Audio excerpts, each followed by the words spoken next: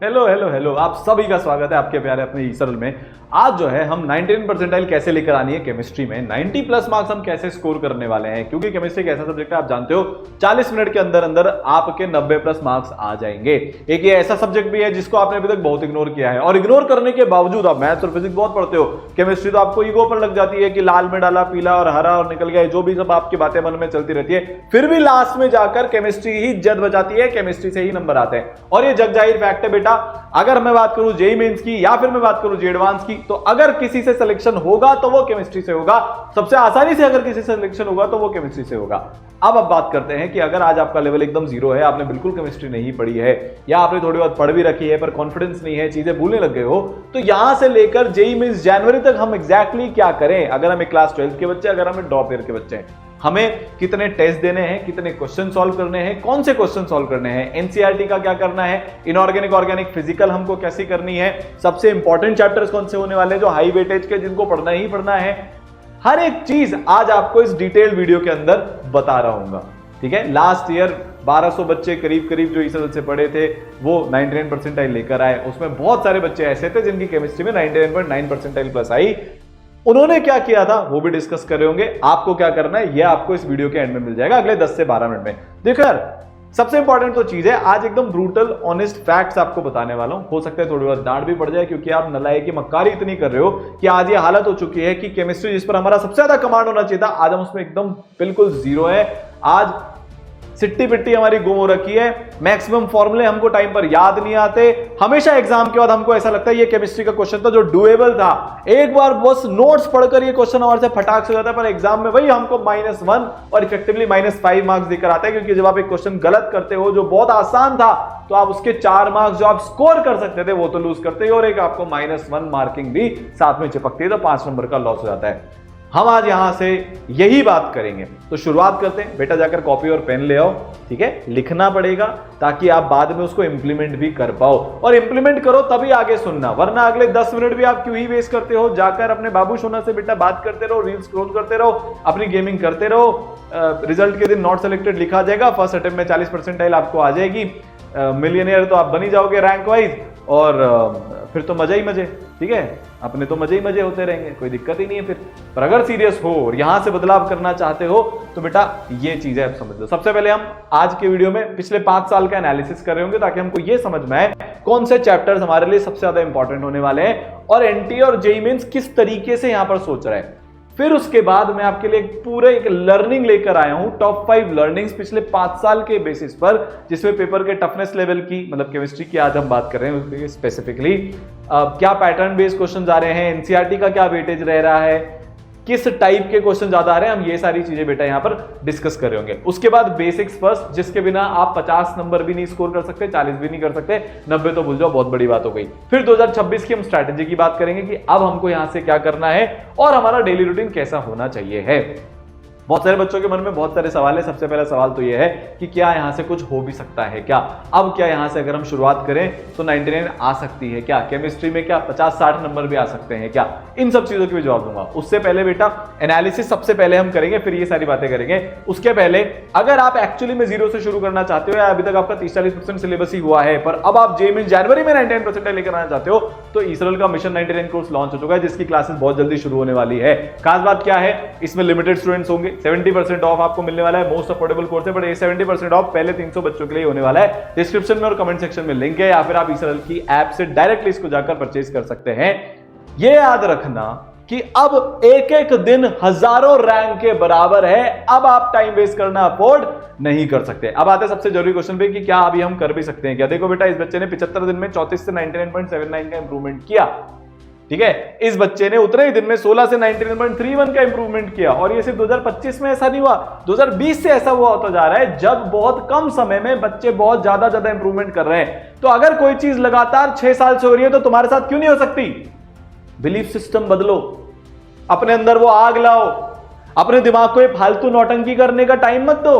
Possible भी है क्या, पॉसिबल नहीं है क्या, 5 महीने में हो सकता है, यही तो चीज तुम 6 महीने पहले पूछ रहे थे कि 11 महीने में हो सकता है क्या। यही चीज जब तुमने 11th की जज्बात शुरू करी थी, 3 महीने वेस्ट कर लिए थे, तो पूछ रहे थे 20 महीने में हो सकता है क्या, फिर पूछोगे 1 महीने में हो सकता है क्या, यही पूछते रहना, तो नहीं होगा।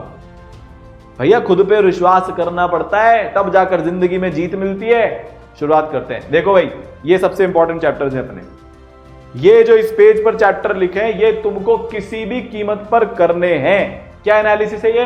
2021 से 24 में पर शिफ्ट कितने क्वेश्चन है? अगर आप ध्यान से देखोगे तो जीओसी लेजेंड है भाई, 2.4 क्वेश्चन पर शिफ्ट। हाँ, पिछली बार जनवरी में कम आए थे, ये भी एक बहुत बड़ी लर्निंग है, फिर भी आए तो थे। बॉन्डिंग में 2 क्वेश्चन पर शिफ्ट, फिर इधर 1.5 क्वेश्चन पर शिफ्ट D&F ब्लॉक में। कोऑर्डिनेशन कंपाउंड थर्ड विनर है, 1.7 क्वेश्चन पर शिफ्ट।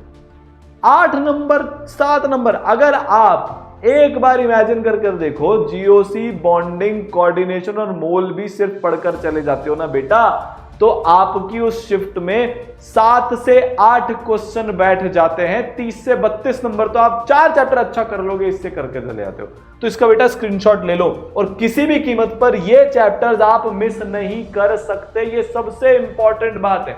होता क्या है, कई बार हम क्या करते हैं कि ना, आयनिक इक्विलिब्रियम जैसे चैप्टर जो होते हैं, जिसमें से एक सवाल पर शिफ्ट आता है, पर वो टफ होते हैं, लंबे होते हैं। थर्मोडायनेमिक्स स्पेसिफिकली अगर मैं बात करूं, केमिस्ट्री में लंबे चैप्टर हैं, टफ इनसे सवाल बनते हैं। वैसे भी ये टफ चैप्टर है, उनमें बहुत ज्यादा फंस जाते हैं। और जीओसी, बॉन्डिंग, कोऑर्डिनेशन, कंपाउंड जैसे आसान चैप्टर्स, इनफैक्ट केमिकल काइनेटिक्स भी कंपैरेटिवली आसान होता है, लिक्विड सॉल्यूशन भी कंपैरेटिवली आसान होता है, हम उनको इग्नोर करना शुरू कर देते हैं। सबसे बंपर चैप्टर कौन है? Atomic structure. यहां पर आपको एक पंथ दो काज होते हैं, डबल फायदा होता है। यही एटॉमिक स्ट्रक्चर मॉडर्न फिजिक्स बन जाता है फिजिक्स के अंदर जाकर, और सबसे हाईएस्ट वेटेज हो जाता है। तो बेटा इन चैप्टर्स को आप किसी भी कीमत पर इग्नोर नहीं कर सकते। पूरे सिलेबस को कवर करेंगे हम, बट अगर सबसे ज्यादा क्वेश्चन प्रैक्टिस किसी की करनी है, अगर सबसे ज्यादा रिवीजन किसका करना है, तो बेटा वो ये सारे चैप्टर्स हैं। अब सर वो चैप्टर्स जो जनरली कम पूछे जा रहे हैं, ये देख लो बेटा, ये सारे चैप्टर्स जो आपसे कम पूछे जा रहे हैं। सॉल्ट एनालिसिस जो है वो एडवांस के पॉइंट ऑफ व्यू से बहुत ज्यादा इंपॉर्टेंट है। अगर आपके पास ऐसा हो कि बिल्कुल भी टाइम नहीं बच रहा, तो आप सॉल्ट एनालिसिस को इग्नोर कर सकते हो। समझ गए आप इस बात को? ठीक है, तो ये चैप्टर्स है जो कम पूछे जा रहे हैं। यहां तक जो चैप्टर्स है, carboxylic acid and it's derivative, atomic तो आप मॉडर्न फिजिक्स में भी पढ़ लोगे, ये सारे चैप्टर्स आपके सबसे इंपॉर्टेंट हो जाते हैं, जिनको किसी भी कीमत पे आपको नहीं छोड़ना। अब अगर मैं लास्ट 5 साल की सबसे बड़ी लर्निंग्स की बात करूं, तो बेटा ये 5 लर्निंग आपके पास आई है। सबसे पहली बात तो आप ये सोचकर मत जाना कि केमिस्ट्री आसानी आने वाली है। पिछले साल जनवरी में ऐसी बहुत सारी शिफ्ट थी जहां पर फिजिक्स इजीएस्ट थी, केमिस्ट्री मॉडरेट थी, और केमिस्ट्री के कारण सबसे बड़ा धोखा हुआ है। बच्चों को 40 मिनट 35 मिनट से ज्यादा लग गए। तो कुछ भी सोचकर नहीं जाना कि हाँ केमिस्ट्री आसानी आएगी। पेपर में जाएंगे, देखेंगे सर हमें कैसा पता चलेगा कि पेपर टफ है। ये भी आपको सिखा देता हूं भाई। अगर केमिस्ट्री का पेपर टफ बनाना है तो फिजिकल में कैलकुलेशन बढ़ा दी जाएगी। इनऑर्गेनिक और ऑर्गेनिक में स्टेटमेंट बेस्ड क्वेश्चन ज्यादा दिखेंगे, असर्शन रीजन टाइप के क्वेश्चन ज्यादा दिखेंगे, या फिर मोर देन वन करेक्ट को सिंगल करेक्ट में कन्वर्ट कर दिया जाएगा। कैसे? आपको एक क्वेश्चन में 5 स्टेटमेंट दे देंगे, इनऑर्गेनिक के अंदर पूछ लेंगे which of the following options are correct, और नीचे ऑप्शन में ABC, ACD, BCD ऐसे करके दे देंगे, तो पेपर का लेवल टफ हो जाता है। अगर पेपर में आपको ऐसे क्वेश्चन ज्यादा दिख रहे लगे तो समझ लेना कि केमिस्ट्री में ओवरऑल कट ऑफ 99 परसेंटाइल की नीचे जाने वाली है। ठीक है, तो कोई प्री कंसीव नोशन के साथ नहीं जाना। पिछले साल जनवरी में स्पेसिफिकली और अप्रैल में टफ क्वेश्चन की संख्या बढ़ गई। जैसे टफ क्वेश्चन का सर मतलब क्या होता है, ध्यान से सुनना मेरी बात को। अगर मैं इससे पहले के सालों की बात करूं बेटा, तो 3 से 4 टफ क्वेश्चन पर शिफ्ट आते थे। टफ मतलब रियली में टफ, फिजिकल की गंदी गंदी कैलकुलेशन हो रही है, इनऑर्गेनिक फिजिकल मिक्स होकर आ गई, या एनसीईआरटी के एकदम कोने में से लाइन पकड़ ली इन्होंने, या ऐसे क्वेश्चन जनरली एडवांस में देखने को मिलते हैं। पर अगर मैं बात करूं 2025 के पेपर की बेटा, तो ये कुछ शिफ्ट में संख्या 6 से 8 एक्चुअल टफ क्वेश्चन पर चली गई। तो यहां पर क्वेश्चन सिलेक्शन बहुत इंपॉर्टेंट हो जाता है, जो आपको करना पड़ेगा। और ये सब चीजें सिर्फ टेस्ट गिविंग से आ सकती है, और टेस्ट भी कैसे, जो सारे लेवल के हो। अभी 2026 की स्ट्रैटेजी में आपको इस सब के बारे में बात करके बताऊंगा। तो आप कोई प्री कंसीव नोशन के साथ नहीं जा सकते, प्रिपेयर्ड रहना पड़ेगा, सोचकर जाना पड़ेगा कि हाँ टफ क्वेश्चन आ सकते हैं। पता है प्रॉब्लम क्या होती है? टफ क्वेश्चन देखकर बच्चा, पता है केमिस्ट्री में सोचता है यार एक ही तो सब्जेक्ट था जो मेरे नंबर आते थे, अब मैं क्या करूं। अरे सारे टफ नहीं है ना, जो बचे हुए वो तो आसान है, उनको करना है। ठीक है, रैंडम वेटेज, एक पेपर में जीओसी के 3-4 क्वेश्चन आ गए जनवरी में, एक पेपर में बिल्कुल भी नहीं है। अब बच्चा सोच कर गया जीओसी, वो चैप्टर छोड़ने नहीं है। देखो अभी भी मैं ये बोल रहा हूं कि ये सबसे इंपॉर्टेंट चैप्टर है, इनको किसी भी कीमत पे नहीं छोड़ना। पर अगर इनमें से जैसे कोऑर्डिनेशन, बॉन्डिंग, जीओसी और अपना मोल और ये कार्बोक्सिलिक एसिड जो सबसे हाई वेटेज चल रहे हैं पिछले 5 साल से, इसमें से 2 टॉपिक अगर आपको गायब दिखे ना, तो शॉक नहीं होना। पता है पिछले साल क्या होता? बच्चा बुरा मान गया एनटीए से, अरे यार जीओसी तो जेई नहीं, मैं तो जीओसी पढ़ के आया था। हाँ हो सकता है भाई, हो सकता है पूरा गायब हो सकता है वो 4 चैप्टर जो आप सबसे ज्यादा स्ट्रॉन्ग करके गए वो बिल्कुल गायब हो, तकलीफ में नहीं आना। बाकी सबको भी ऐसा ही लग रहा था और वो भी इतने ही शॉक्ड है, ठीक है। लेंथी कॉम्पिटेंसी बेस्ड क्वेश्चन, जैसा कि मैंने अभी बताया, फिजिकल के क्वेश्चन लेंथ में, कैलकुलेशन में, सॉल्व करने में नहीं, 6-6, 7-7 लाइन के क्वेश्चंस आने शुरू हो गए जैसे एडवांस में आते थे। मैचिंग लिस्ट टाइप के question, statement based question, more than one correct को सिंगल करेक्ट में जो कन्वर्ट किया है वैसे क्वेश्चन बेटा बहुत सारे आजकल आने लग गए हैं। आपको ऐसे टाइप के क्वेश्चन सॉल्व करने पड़ेंगे। तो जो मिशन 99 कोर्स है उसके अंदर ईसरल ने यही किया है। आपके 28 जनवरी शिफ्ट 1 से भी ज्यादा टफ लेवल के टेस्ट लिए जाएंगे। जो भी आपको क्वेश्चन प्रैक्टिस करवाई जाएगी मॉड्यूल के अंदर या फिर जो टेस्ट में आपसे करवाई जाएगी उसमें ऐसे क्वेश्चन बहुत सारे होंगे और आपको करना पड़ेगा। आप कहीं और से भी पढ़ते हैं तो भी आपको ये सारे क्वेश्चन बेटा करने पड़ेंगे। और हां, इनऑर्गेनिक स्पेसिफिकली में डेप्थ में कॉन्सेप्चुअल क्वेश्चंस आने लगे हैं। सिर्फ रट लिया उससे काम नहीं चलेगा, लॉजिक आपको पता होने चाहिए। कोऑर्डिनेशन कंपाउंड की बात करूं या बॉन्डिंग की बात करूं या पीरियोडिक टेबल की बात करूं, डेप्थ में नॉलेज आपको होनी पड़ेगी। ये पिछले 5 साल की लर्निंग है। देखो, अगर 2024 में 27 जनवरी शिफ्ट 1 जैसा पेपर आता है तो उसमें 240-250 स्कोर करना ही पड़ेगा। वो आपकी प्रैक्टिस से हो जाएगा। But we have to prepare for 28 January shift 1 also. समझ गए? या 22 जनवरी शिफ्ट 1 लास्ट ईयर मतलब 2025 इसी साल का जो पेपर था, बहुत अनप्रेडिक्टेबल, सबको लग रहा था सबसे इजी है, बट वो सेकंड टफेस्ट निकला जस्ट बिकॉज पैटर्न अलग था, जस्ट बिकॉज रैंडम चैप्टर से ज्यादा सवाल पूछे गए थे। ठीक है, अब आते हैं बेसिक्स पर, जो आपको सबसे पहले करना है। देखो यार, ये 4 चीजें अगर आपने ये नहीं किया तो इसके बिना बेटा कुछ भी नहीं हो पाएगा, फिर तो सॉरी ही हो जाएगा। फिर आप 99 परसेंटाइल भूल जाओ, 20-30 परसेंटाइल पर अटक जाओगे। सबसे पहले तो बेटा 75 घंटे पर वीक अभी से पढ़ना पड़ेगा। अभी तक आपने कुछ भी नहीं पढ़ा तो 80 घंटे 85 घंटे पढ़ना पड़ेगा। आप एवरेज रहे हो तो 75 पढ़ना पड़ेगा, इसलिए मैंने 75 किया है। और अगर आपने अभी तक बहुत अच्छी तैयारी करी, आप एकदम मचा रहे हो तो 70 आवर्स पर वीक से भी हो जाएगा। बट जो बच्चा मचा रहा है, जो एकदम फोड़ रहा है, जिसके टेस्ट में 200 प्लस आ रहे हैं, एडवांस के टेस्ट में 180 में से 130 140 वो बच्चा लेकर आ रहा है, तो बेटा वो बच्चा वैसे ही 80 घंटे 85 घंटे पढ़ता है। हकीकत क्या है पता है तुमको? जब तुम उस बच्चे को फोन करोगे ना कि क्या कर रहा है, तो बोलेगा मैच देख रहा हूं, बोलेगा मैं फ्री था बेटा, ऐसे ही बैठा हुआ हूं, मैं तो मूवी देख रहा था, बस यार अब बहुत आलस आ रहे हैं, मैं तो सो रहा था। और हकीकत यह है, उसी टाइम पर फोन पर बात करते हुए उसी बच्चे के सामने उसकी डीपीपी, उसके मॉड्यूल, उसका रिवीजन, उसका जो बैकलॉग खत्म करने का टाइम है वो चल रहा होगा और आपको बताएगा नहीं। ये या आस्तीन के सांप हैं, ये ऐसे दोस्त होते हैं, वो डुबोते हैं और बाद में उसी की रैंक आती है और फिर तुम ऐसे बोलते हो इसकी तो कैसे रैंक आ गई। आनी थी, उसने एक तो तुम्हारे को पागल बनाकर अपना कंपटीशन कम किया और दूसरा वो भाई साहब पढ़ता रहा। तो ऐसे दोस्तों से बचना है, इतना मिनिमम पढ़ना पड़ेगा।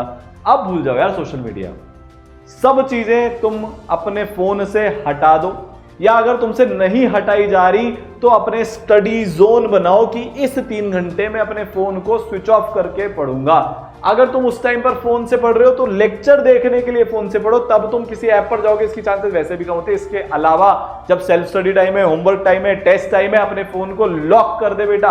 लॉक नहीं मतलब स्विच ऑफ ही कर दे। मम्मी पापा को जाकर दे आओ अपना फोन कि इस 3 घंटे में मुझे ये मत देना, नहीं होगा, वरना नहीं होगा। नहीं, रील स्क्रॉल करते करते करते करते सिर्फ एक रील बनकर रह जाओगे, एवरेज बनकर रह जाओगे और दुनिया पूछती तक नहीं है एवरेज को। सब हंसते पीठ पीछे। फिर तुम अभी बहुत ये सब कर रहे हो ना, बाद में कुछ नहीं बचेगा जब समय निकल जाएगा। कड़वा लग रहा है, बुरा लग रहा है तो लगे भाई, पर सच्चाई ये है। दूसरा कंपैरिजन अब बंद कर दो दूसरे से भी। यार उसने तो इतना कर लिया, वो तो इतना आगे 8वीं 9वीं 10वीं से पढ़ रहा है। अरे जो कर रहा है वो कर रहा है, टाइम में पीछे नहीं जा सकते अब। और खुद से कंपेयर करना भी बंद कर दो। रिग्रेट लेकर बैठे रहते हो, मैंने इतना टाइम वेस्ट कर दिया, मैं 2 महीने मेरे चक्कर में खराब हो गए, वो तो फिर भी मुझे छोड़कर चली गई, मेरी गेमिंग में बर्बाद हो गया। अरे जो हो गया सो हो गया, भाड़ में जाए, आज से 0 से शुरू करते हैं। वो हिशाम ने भी ऐसा किया था। पिताजी बीमार थे, 4 महीने तक हॉस्पिटल में उनकी सेवा कर रहा था। अब उसकी चीज हाथ में ही नहीं थी ना, वो पिताजी ज्यादा इंपॉर्टेंट है भाई, any day family always first. पर फिर जब उसको एक्चुअली में मौका मिला, जब घर के हालात सुधरे, तो लग गया पागलों की तरह, जोंक की तरह पीछे पड़ गया, वो चिपक गया अपने स्टडी टेबल से। तो छोड़ दो कंपैरिजन, दूसरे से, खुद से, सबसे छोड़ दो। आज से फ्रेश न्यू स्टार्ट करते हैं। फाइनली सेल्फिश होना पड़ेगा। अब मना करना शुरू कर दो लोगों को। कब तक जियोगे? अच्छा चलो मेरे को तुम एक बात बताओ, आज तक तुमने जिन जिन के अच्छे के लिए अपना बुरा किया है, क्या एक समय ऐसा नहीं आया जब वो तुम्हारे लिए और भी बुरे बन गए? क्या एक समय ऐसा नहीं आया जब उन्होंने तुमको धोखा दिया? क्या एक समय ऐसा नहीं आया जब तुमको एक्चुअली में उनके अच्छे की जरूरत थी पर उन्होंने तुम्हारे साथ कुछ अच्छा नहीं किया? इस दुनिया में जो जरूरत से ज्यादा अच्छा है ना बेटा, उसके साथ सबसे ज्यादा बुरा किया जाता है, उसको सबसे ज्यादा यूज किया जाता है। अब सेल्फिश बनना पड़ेगा अपने करियर के लिए। दोस्तों को, रिश्तेदारों को, या जो भी आपकी लाइफ में, उनको मना करना पड़ेगा कि नहीं, ये मेरे करियर का पीक टाइम है। अगर नहीं होगा तो कुछ भी नहीं होने वाला। अब बात करते हैं बेटा स्ट्रैटेजी की। सबसे पहली चीज, आपको सिलेबस दिसंबर तक खत्म करना है। अगर ये सिलेबस दिसंबर तक खत्म नहीं हुआ तो फिर आप किसी भी कीमत पर नहीं जीत सकते। जेईई मेंस का जो एग्जाम है वो मेजरली फॉर्मूला बेस्ड एग्जाम है, और फॉर्मूला बेस्ड एग्जाम में रिवीजन सबसे इंपॉर्टेंट होता है। आप कितने अच्छे से ढंग से रिवीजन करते हो। जैसे मिशन 99 के कोर्स में आपको डेडिकेटेडली रिवीजन करवाया जाएगा लास्ट के 1 महीने में, थ्योरी की क्लासेस, लाइव रिवीजन की, और मोस्ट एक्सपेक्टेड क्वेश्चन, मतलब क्वेश्चन के थ्रू भी रिवीजन होगा, थ्योरी के थ्रू भी रिवीजन होगा। आप जिस भी कोर्स से पढ़ रहे हो उसके अंदर भी आपको ऐसा करना पड़ेगा। 1 महीना खुद को डेडिकेटेड रिवीजन का देना पड़ेगा। दूसरी चीज, आप सारा रिवीजन लास्ट तक नहीं डाल सकते।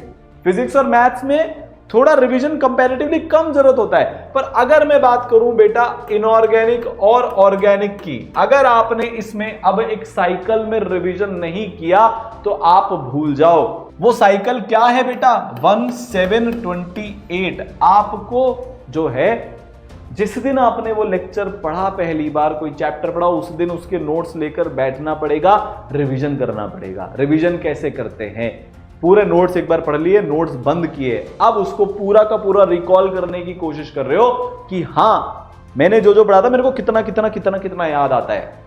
एक जगह पर आप उसको थोड़ा थोड़ा शॉर्ट में लिखते जा रहे हो, और जो याद नहीं आ रहा उसको फिर से नोट्स में कर रहे हो। इनऑर्गेनिक और ऑर्गेनिक में आपको होमवर्क करने में तो 10 ही मिनट लगते हैं, तो बाकी टाइम कहां जाएगा? ये रिवीजन करने में जाएगा। फिजिकल तो फिजिक्स और मैथ्स की तरह हो जाएगी, उसकी भी बात करता हूं।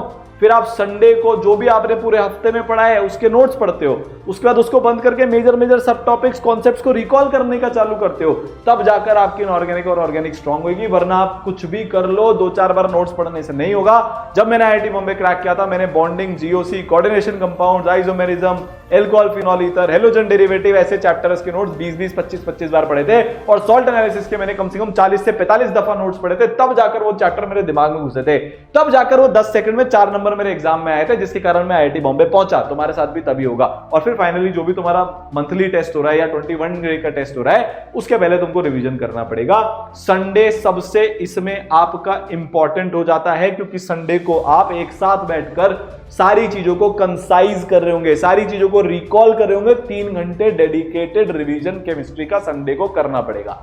ठीक है भाई, 4000 क्वेश्चन मिनिमम यहां से आपको प्रैक्टिस करने हैं। अब सिर्फ केमिस्ट्री की मैं ये बात कर रहा हूं जिसके अंदर हमारे सेलेक्टेड पीवाईक्यूज आ जाते हैं। सारे पीवाईक्यूज करने जाओगे प्योरली वेस्ट ऑफ टाइम है। एक ही सेम चीज, जैसे फॉर एग्जांपल अगर मैं पीरियोडिक टेबल की बात करूं तो वही आयनाइजेशन एनर्जी के सेम कॉन्सेप्ट पर 10 क्वेश्चन मिल जाएंगे, करने दो ही है। वही इलेक्ट्रॉन गेन एंथैल्पी के आपको ग्रुप 17 और ग्रुप 16 का ऑर्डर पूछता रहेगा, करना उसको एक बार ही है। बॉन्डिंग में वही बीएससी-पीआर से सेम चीजों के शेप आपको 50 बार पूछ लेगा, करना 5 बार ही है। तो सेलेक्टेड पीवाईक्यूज करने हैं। मिशन 99 कोर्स में सेलेक्टेड पीवाईक्यूज आपको हम लोग दे रहे हैं, जिसमें कोई भी कॉन्सेप्ट आपको रिपीट नहीं होने देंगे। जिस क्वेश्चन की जितनी बार जरूरत है आप उतनी बार ही पढ़ोगे, एक बार कंसेप्ट को करते टाइम, मतलब रेगुलर क्लासेस में, और फिर एक बार रिवीजन के टाइम पर। और इसके साथ आपको मॉड्यूल्स करने हैं। मॉड्यूल्स मतलब 27 जनवरी, मतलब 28 जनवरी शिफ्ट 1 टफ लेवल के क्वेश्चंस भी प्रैक्टिस करने, उससे एक लेवल ऊपर। और बेटा 27 जनवरी 2024 की शिफ्ट 1, मतलब सबसे आसान, जिसमें फटाक फटाक फटाक फटाक फटाक क्वेश्चन सॉल्व हो रहे हैं, वो करना है। हर लेवल की प्रैक्टिस करनी है। अब आते हैं अपन एनसीईआरटी पे। अच्छा, फिजिकल की एक बार मैं बात कर देता हूं। फिजिकल में सिर्फ एक रास्ता है, प्रैक्टिस और फॉर्मूला। अगर आपको फॉर्मूला याद है, आपको प्रैक्टिस अगर आपने कर ली, फिजिकल में आपको कोई भी नहीं रोक सकता। फिजिकल में एक चीज और इंपॉर्टेंट होती है, ये अलग से बता दूंगा, और वो होती है बेटा कि आपको ना क्वेश्चन छोड़ने की कला होनी चाहिए। इस पे अलग से वीडियो बनाऊंगा, ठीक है? कमेंट में बता देना तुमको और भी जिस चीज में चाहिए। अच्छा, एक चीज और, I will study chemistry regularly. सबसे पहले तो तुम ये केमिस्ट्री के लिए उस 99 परसेंटाइल के लिए लिख दो कमेंट में। तुम केमिस्ट्री को कितना इग्नोर करोगे यार? अब अगर केमिस्ट्री बुरा मान गई ना तो आईआईटी बुरा मान जाएगी, ये याद रखियो। अब लिख दो, I will study chemistry regularly, लिख दो कमेंट सेक्शन में अभी के अभी, वीडियो पॉज करके, I will study chemistry regularly. Chemistry बनाएगी आईआईटी, याद रखना मेरी बात, बाद में आकर बोलना फिर इसी चीज को, ठीक है? एनसीईआरटी, खासकर अगर मैं बात करूं बेटा इनऑर्गेनिक और ऑर्गेनिक, क्या करें तो सर अब इसमें अब तुम ये करो कि एनसीईआरटी को अपने रेगुलर करिकुलम का हिस्सा बना लो।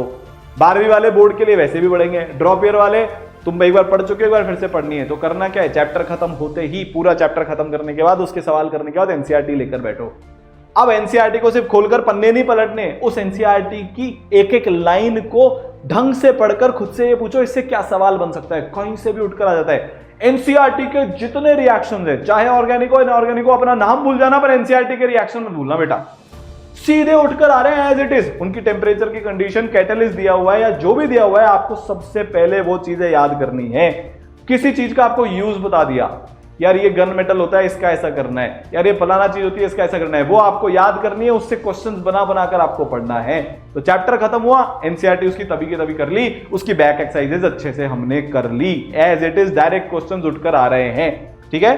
और 5वीं चीज, खुद को टेस्ट करना शुरू करो। अब हर संडे को चैप्टर वाइज टेस्ट देना शुरू कर दो। पूरे हफ्ते में जितने चैप्टर पढ़े उसमें से मिनिमम 1 या 2 चैप्टर का आपको टेस्ट देना ही देना है।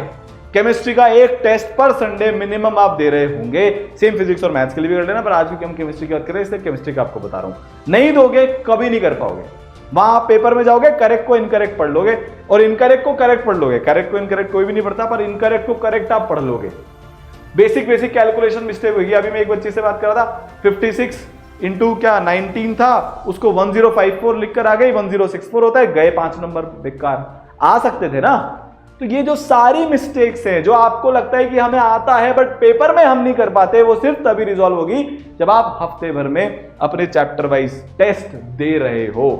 मिशन 99 में या कमबैक कोर्स में हम आपको वो चीज दे रहे हैं, आपको कुछ नहीं करना। इसलिए मैं बोल रहा हूं, अगर आप जेन्युइनली करना चाहते हो, this is the most powerful and affordable course जो मिशन 99 अपना है। इजीली हो जाएगी, इसमें सारी चीजें, पूरी गाइडेंस होगी मेंटर्स की, हमारी भी, आप वो चीज कर जाओगे। तो बेटा ये अपनी स्ट्रैटेजी है।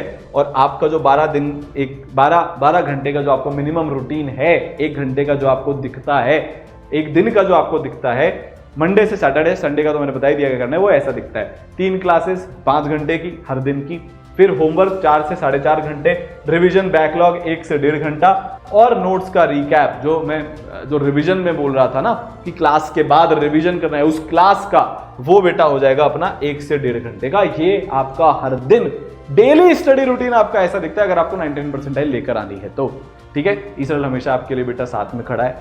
हम रेगुलरली ये कोशिश कर रहे हैं और बहुत तगड़े सरप्राइजेस, ठीक है, बहुत एपिक सरप्राइजेस, बहुत सारे फ्री सरप्राइजेस और भी आप इमेजिन भी नहीं कर सकते, वो सारी चीजें हम आपके लिए बहुत जल्दी बेटा लेकर आने वाले हैं। तो कमेंट सेक्शन में कमेंट कर देना, I will study chemistry regularly. All the best.